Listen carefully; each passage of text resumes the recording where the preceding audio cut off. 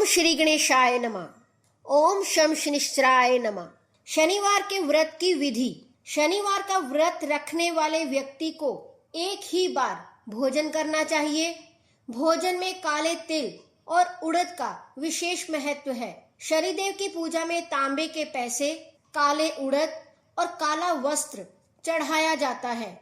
इससे शनिदेव प्रसन्न होते हैं। शनिवार के व्रत की कथा।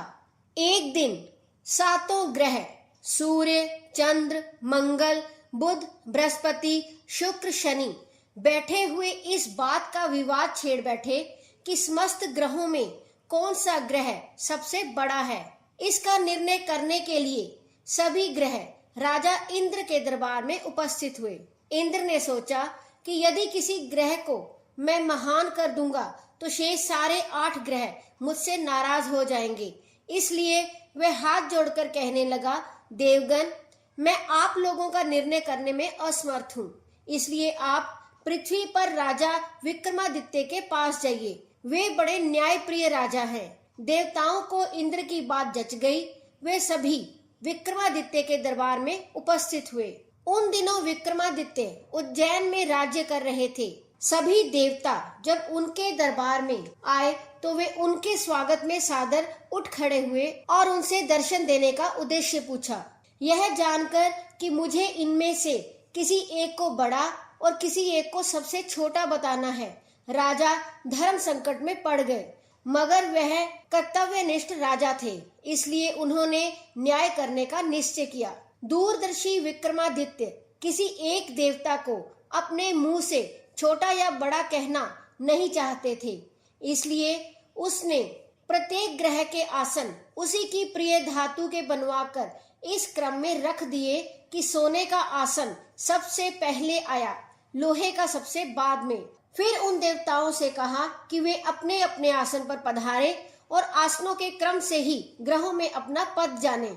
आसन सोने, चांदी, कांसी, पीतल, सीसर, जस्ता, अभ्रक और लोहे के थे।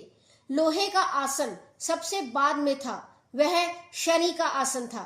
शनिदेव समझ गए कि विक्रमादित्य ने उन्हें सबसे छोटा कहा है।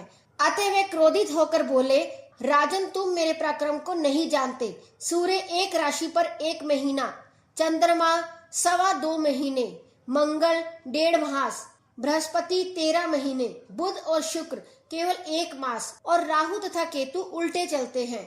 सिर्फ 18 मास तक राशि पर रहते हैं, परंतु मैं एक राशि पर 2.5 से 7.5 साल तक रहता हूँ।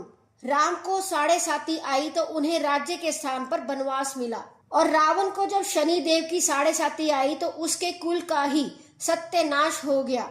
अब तेरी बारी है। ऐसा कह शनिदेव वहां से चले गए। समय अनुसार राजा विक्रमादित्य पर 7.5 आई। तब शनिदेव घोड़ों का सौदागर बनकर उज्जैन में पधारे। उनके मायावी घोड़े बहुत ही मन भावन थे।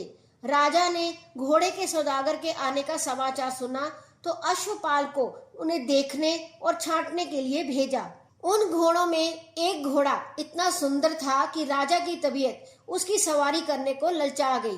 राजा जैसे ही घोड़े की पीठ पर बैठा, वैसे ही घोड़ा हवा से बातें करता हुआ ऐसा दौड़ा कि कुछ क्षणों में राजा को एक बीहड़ जंगल में पहुंचाकर देखते ही देखते अंतर्ध्यान हो गया। अब तो राजा विक्रमादित्य जंगलों में मारे मारे फिरने लगे। भटकते भटकते वे एक नगर में पहुंच गए। वहां उनकी भेंट नगर सेठ से हुई। सेठ ने उन्हें भूखा प्यासा देखकर खाना खिलाया और दुकान पर एक और बैठ जाने दिया। शनि महाराज की कृपा से उस दिन सेठ को खूब आमदनी हुई। सेठ ने राजा को भाग्यवान पुरुष समझकर अपने वहां रखने का फैसला किया। सेठ राजा को अपने घर ले गया।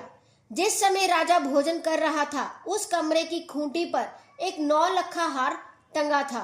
राजा की जैसे ही उस पर नजर गई, खूंटी उस हार को देखते ही निगल गई।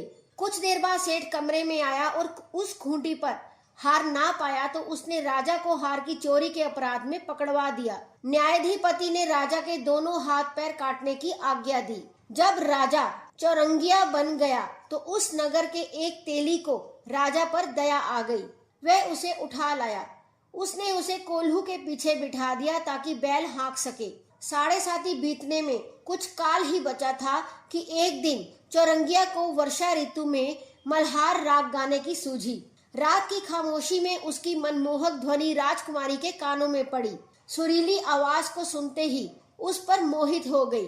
उसने दासी को भेजा, उसका अता पता मालूम कर लिया।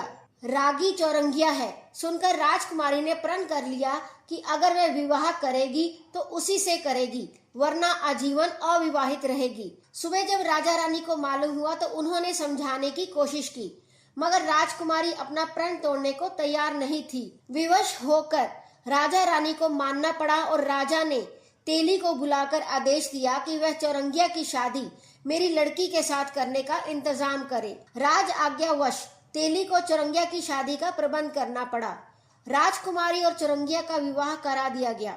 वह 7.5 की अंतिम राशि थी। उस रात के आधा बीतते ही चौरंगिया को शनिदेव स्वप्न में दिखाई दिए और बोले, राजन, तुमने मुझे छोटा कहने का दंड पा लिया है। राजा ने हाथ जोड़कर क्षमा मांगते हुए शनिदेव से प्रार्थना की कि जैसा दुख आपने मुझे दिया है, भविष्य में ऐसा दुख किसी और को ना दीजिएगा।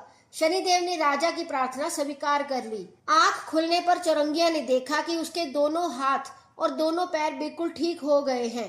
प्रातः उठने पर राजकुमारी ने भी जब अपने पति को पूर्ण स्वस्थ देखा तो उसकी प्रसन्नता और खुशी की सीमा ना रही। राजा भी यह जानकर बहुत खुश हुआ। होते होते यह समाचार नगर सेठ को भी मिला तो उसने विक्रमादित्य की सेवा में उपस्थित होकर क्षमा मांगी और उन्हें अत्यंत सम्मान के साथ अपने घर खाने पर लिवा ले गया। राजा विक्रमादित्य जब खाना खा रहे थे तब लोगों ने आश्चर्य देखा कि खूंटी हार उगल रही थी।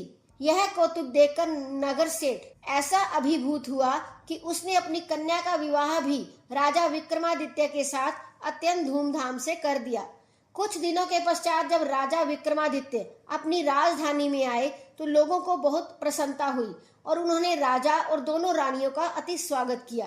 पुनः राज्य प्राप्त कर लेने के बाद राजा ने राज्य में घोषणा करा दी कि सभी प्रजाजन प्रत्येक शनिवार को व्रत रखकर उनकी कथा व पूजन किया करें। जय हो प्रभु शनिदेव। श्री शनिदेव जी की आरती। जय जय श्री शनिदेव भक्तन हितकारी, सूरज के पुत्र प्रभु छाया महतारी। जय जय श्री शनिदेव भक्तन हितकारी, सूरज के पुत्र प्रभु छाया महतारी। श्याम अंक वक्र दृष्ट चतुर्भुजाधारी, नीलांबर धारनाथ गज की असवारी।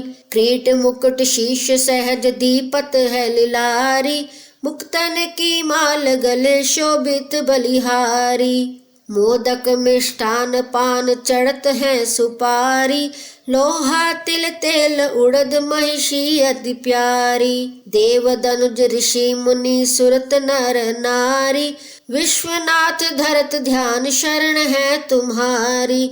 जय जय श्री शनिदेव भक्तन हितकारी, सूरज के पुत्र प्रभु छाया महतारी। जय श्री शनिदेव।